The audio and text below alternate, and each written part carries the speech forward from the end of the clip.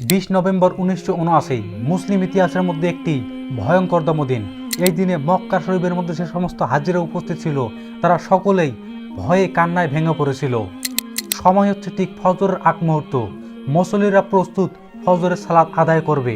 ঠিক ওই সময় মসজিদুল হারামের মধ্যে কিছু লাশ সেখানে নিয়ে আসা হয়েছিল, কিন্তু প্রকৃতপক্ষে ওগুলো লাশ ছিল না। লাশের ভেষ ধরে ওগুলোর মধ্যে ছিল অস্ত্রশস্ত্র। এরপর হঠাৎ করে কাবা শরীফের মধ্যে গোলাগুলি শুরু হয়ে যায়।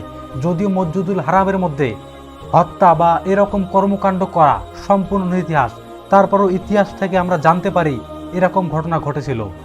এরপর হঠাৎ করে গোলাগুলি করা শুরু করে, যেহেতু পুলিশদের কাছে কোনো অস্ত্র ছিল না।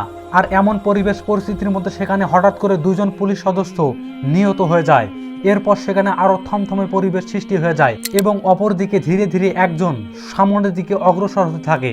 নাম হচ্ছে জুহাইমান আল ওতাইবি, বয়স হচ্ছে 45। তিনি হঠাৎ করে সেখানে থেকে ইমাম সাহেবের কাছ থেকে মাইক পিস কেড়ে নেয় এবং সর্বত্রই বক্তব্য দেওয়া শুরু করে দেয়। তার বক্তব্য দীর্ঘ 1 ঘন্টা ধরে চলতে থাকে এবং এরই পরিপ্রেক্ষিতে এই ঘটনা যখন সর্বত্রই ছড়িয়ে পড়ে, তখন মক্কা মদিনা এবং সৌদি আরবের আশপাশের সমস্ত এলাকা কম্পিত হয়ে থাকে।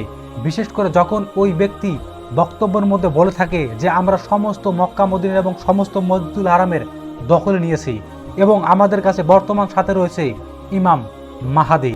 এরকম কথা যখন বলেছিল তখন সমস্ত মানুষ ভয়ে প্রকম্পিত হয়েছিল এবং থরথর করে কেঁপে উঠেছিল। কিন্তু প্রকৃতপক্ষ হচ্ছে তাদের সঙ্গে ইমাম মাহাদি ছিল না।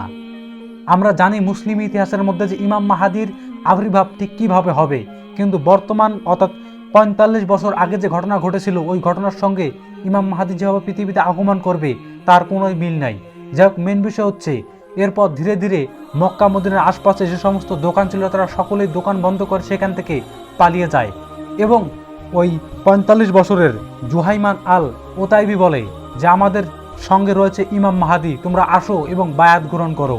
এরপর সেখানে অনেক ঘটনা ঘটে। এক পর্যায়ে জুহাইমান আল ওতাইবি তিনি মৃত্যুবরণ করে, কিন্তু তিনি যে একটি মিশন নিয়ে মক্কা মদিনার মধ্যে প্রবেশ করেছিলেন এবং ওই মিশন বাস্তবে রূপ নেওয়ার জন্য তিনি সেখানে 2 সপ্তাহ মানে 14 দিন সেখানে ছিলেন। এরপর তাকে সেখান থেকে বের করা সম্ভব হয়।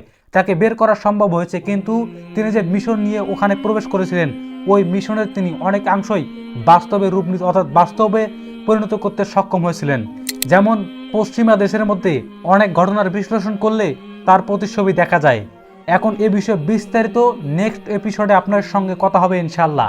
আর আপনি যদি নেক্সট এপিসোড মিস করতে না চান তাহলে আমাদের চ্যানেলটিকে সাবস্ক্রাইব করে রাখতে পারেন আর ভিডিওটিকে লাইক করে সর্বত্রই শেয়ার করতে পারেন, কারণ নেক্সট এপিসোডে আমরা এমন কিছু উপস্থাপন করব যেগুলো দেশ, দশ এবং সকলেরই জানা প্রয়োজন।